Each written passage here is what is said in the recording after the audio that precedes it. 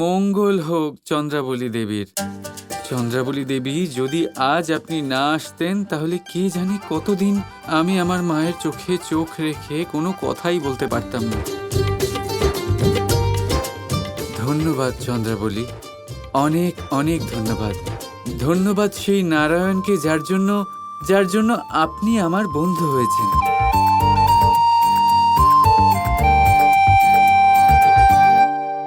এখন তুমি আর বাচ্চা নও রাধা, বড় হয়ে গেছো। এত বড় অপরাধ করালে তুমি আমাকে দিয়ে। আমি চোখ বন্ধ করে তোমার কথায় বিশ্বাস করেছি, আর তুমি আমার হাতেই আমার কানাইকে শাস্তি দেওয়ালে।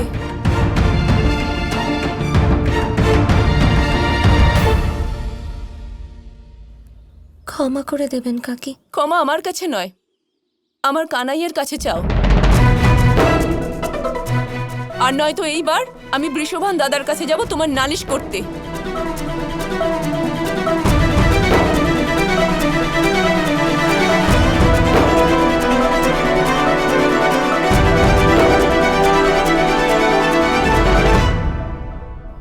ক্ষমা করো কৃষ্ণ।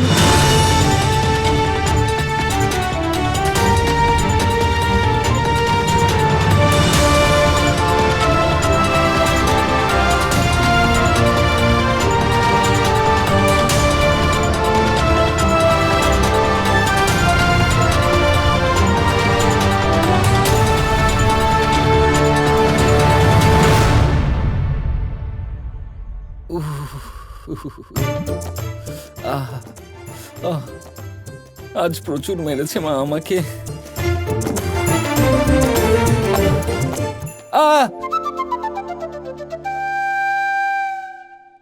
কি হলো, কষ্ট হচ্ছে? না, আমার কেন ব্যথা হবে? আমি কি মার খেয়েছি নাকি? কানাই, ওদিকে তুমি মেয়েদের কাপড় চুরি করে পালিয়ে গেলে, আর এদিকে আমায় দেখো। আমি মাকে মাত্র একটা ছোট্ট মিথ্যে কথা বলাতেই দেখো দেখো মা আমার কি দশা করেছে মেরে মেরে। শান্ত হন, এদিকে আসুন, এখানে বসুন বসুন। আপনি এর কারণ জানতে চান? আচ্ছা, বলেই দিচ্ছি। এইসব এই জন্যই হচ্ছে দাদা, কারণ আপনি বুঝতেই পারছেন না যে কার পক্ষে থাকলে আপনি লাভবান হবেন। আপনি যার পক্ষ নিচ্ছেন সেই মানুষটাই ভুল হলে আপনার সাথে ঠিক কি করে হবে দাদা? মানে রাধা ভুল, আর রাধার পক্ষ যে নিয়েছি সেই আমিও ভুল। যে পক্ষে থাকলে এত মার খেতে হয় সেই পক্ষ ঠিক কি করে হতে পারে দাদা? একটু ভেবে দেখুন। যাই হোক দাদা, আপনাকে একটা কথা বলে রাখি, এখনো কিন্তু সময় আছে। ধরুন, ওই হাতটা দিন। এখনো আপনি আপনার পক্ষ বদলাতে পারেন দাদা। সঠিক পক্ষ নির্ধারণ করুন, নয়তো পরের বার মার খেলে আমার থেকে সান্ত্বনার আশাও করবেন না। আমার কথা বাদ দাও কেন? তুমি নিজের ব্যাপারে কেন ভাবছো? আমি তোমাকে কিছু বলেছিলাম, যদি তোমার মনে থাকে তো। আমি তোমাকে বলেছিলাম যে যদি তুমি অকারণ এইসব খেলা খেলে রাধাকে কষ্ট দেওয়ার চেষ্টাও করো তাহলে কি হবে মনে নেই? আমি বলেছিলাম যে যদি তুমি এমনটা করো তাহলে আমি নিজে তোমাকে দণ্ড দেব। হ্যাঁ হ্যাঁ দাদা, আমার সব মনে আছে। তাই? কিন্তু আমাকে একটা কথা বলুন, আমি করেছিটা কি? কি করেছো? বেচারি ওই রাধাকে এত কষ্ট দিলে আর জিজ্ঞেস করছো কি করেছি? কিন্তু আমি তোমার দাদা কানাই, আমি তোমাকে কখনোই ছাড়বো না কানাই। জানি না এটা কতবার বলতে হবে। দাদা আসুন আসুন। দাদা ছাড়ার জন্য আগে ধরে দেখাতে হয়।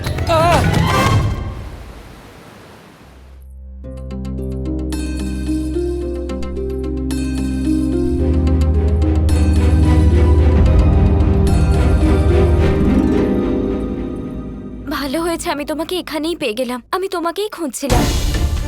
আমি ক্ষমা চাইতে এসেছি। কিন্তু কেন? কেন চন্দ্রাবলী? কেন মিথ্যে কথা বললে তুমি? তুমি তো জানতে কৃষ্ণ কি করেছে। আর আমার সখীরা তোমার শেখানো বলে বলছিল। আর যশোদা কাকির সামনে কত অপমানিত হতে হলো আমাকে। সেই জন্যই তো ক্ষমা চাইছি রাধা। তুমি বোঝার চেষ্টা করো, কৃষ্ণ তো শুধুমাত্র উপহাস করছিল। আর ও আমাদের সবার বস্ত্র ফিরিয়েও তো দিয়েছিল। ওখানে যশোদা কাকি ওকে ভীষণ কঠিন শাস্তি দিচ্ছিল, আমি তা দেখতে পারছিলাম না। সেই জন্যই আমি ওর পক্ষ নিয়েছি। তোমার হয়েছেটা কি? তুমি এমন ছিলে না। তুমি তো কখনো মিথ্যের পক্ষ নাওনি। ও শুধুমাত্র উপহাস করছিল রাধা, সেই জন্য তো তোমার সখীরাও আমার পক্ষ নিল। না চন্দ্রাবলী, তুমিও জানো আর আমিও, যা কৃষ্ণ করেছে তা উপহাস ছিল না। ও যা করেছে তা অনুচিত আর অনৈতিক ছিল। সত্যি বলো চন্দ্রাবলী, কেন বাঁচালে কৃষ্ণকে? ওই বললাম তো তোমায়।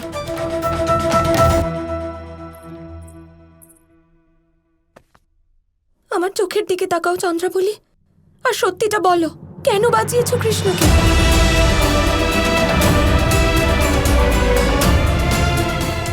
ঠিক আছে, তুমি সত্যি শুনতে চাও তো? আমি তোমাকে মিথ্যে বলবো না তাহলে। সত্যি এটাই যে আমি কৃষ্ণর পক্ষ এই জন্য নিয়েছি কারণ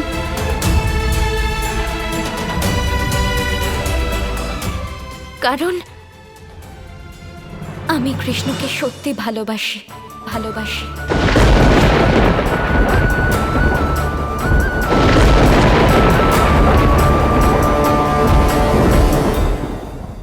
আর আমার মনে হয় যে কৃষ্ণও আমাকে ভালোবাসে।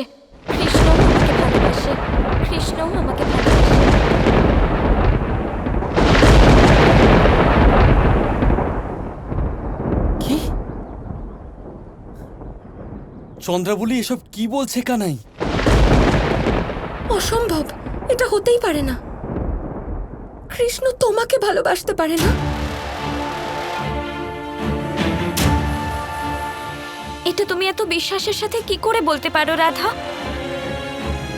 নাকি তোমার এটাই চিন্তা হচ্ছে যে যদি কৃষ্ণ আমাকে ভালোবাসে তাহলে তুমি তা মানতে পারবে না? এমন কিছু না। কৃষ্ণ তোমাকে ভালোবাসে না, ও তোমাকে ভালোবাসতেই পারে না।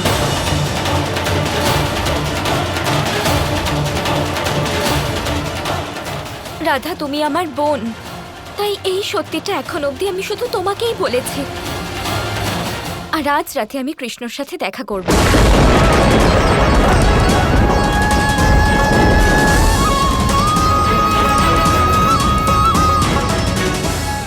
আর ওর সাথে দেখা হওয়ার পর আমি সব সত্যি বলবো। আর তখনই আমি জানতে পারবো যে ওর মনে কি রয়েছে, ও আমার প্রতি কি অনুভব করে।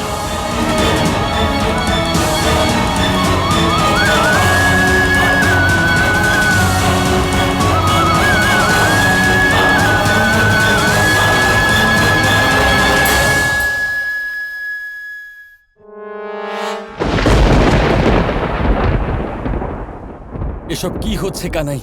এই চন্দ্রাবলী কি করছে এটা? সত্যি করে বলো কানাই, এসবের পিছনে তোমার কোনো পরিকল্পনা নেই তো? যদি থেকেও থাকে তাহলে মনে রেখো কানাই যে তুমি একসাথে দুটো মন ভাঙবে। এতে রাধা তো কষ্ট পাবেই। আর যখন চন্দ্রাবলী তোমার কাছে নিজের প্রেম ব্যক্ত করতে আসবে আর সত্য জানবে, তুমি জানো তো ওর কি হবে? আমি যা করতে চলেছি দাদা, সেটা আপনাকে আমি বলতে পারবো না। শুধু এটুকু বলতে পারি, আমি যা করতে চলেছি সেটা এই সময় অত্যন্ত প্রয়োজনীয়।